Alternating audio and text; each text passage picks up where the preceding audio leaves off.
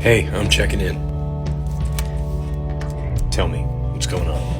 Welcome to MsMojo, and today we're looking at the famous people who've publicly commented on Investigation Discovery's shocking docuseries.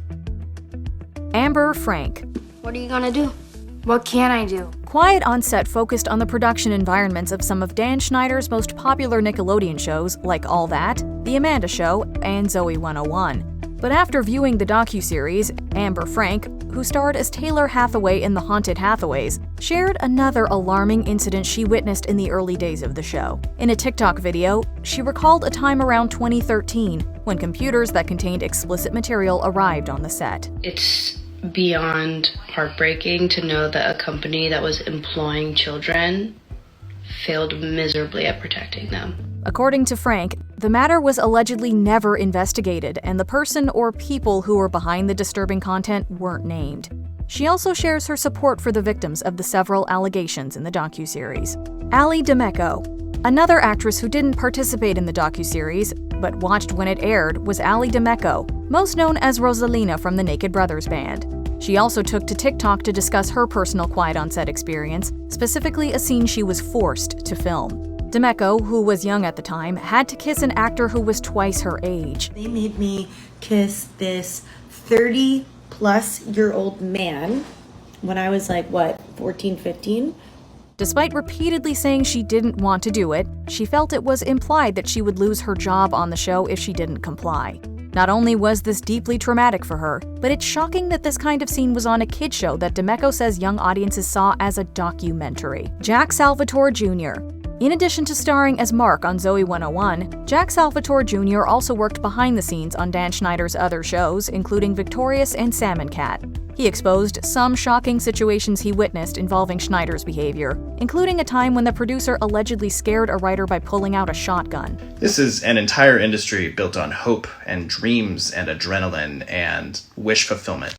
And that can be a very dangerous thing for megalomaniacs to wield. One incredibly upsetting thing that he claimed to know about was the studio's callous mishandling of Jeanette McCurdy after she lost her mother to cancer. Salvatore Jr. said Nickelodeon discouraged providing the young actress with antidepressants, worrying any negative or fatal side effects could hurt their image. Devin Werkheiser, Lindsay Shaw, and Daniel Curtis Lee. One of the most talked about reactions to Quiet on Set was the cast of Ned's Declassified School Survival Guide, Devin Werkheiser, Lindsay Shaw, and Daniel Curtis Lee.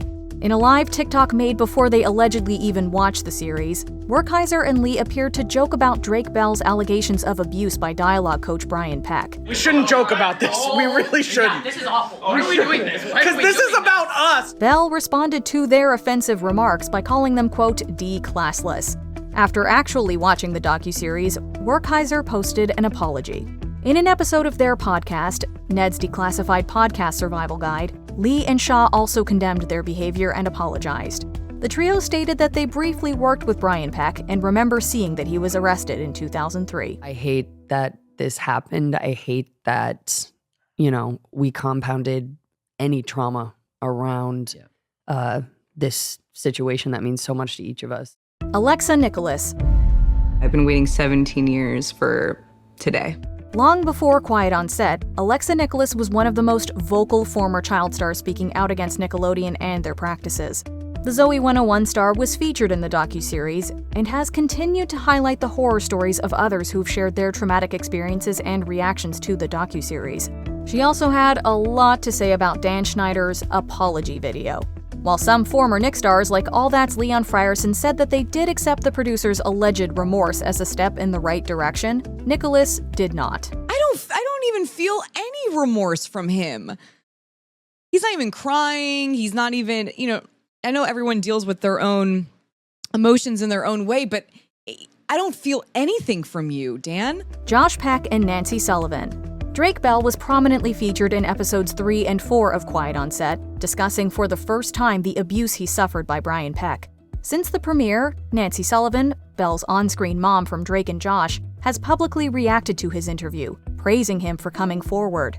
But Bell had to post about his other co-star Josh Peck in response to people condemning him for not publicly speaking out immediately.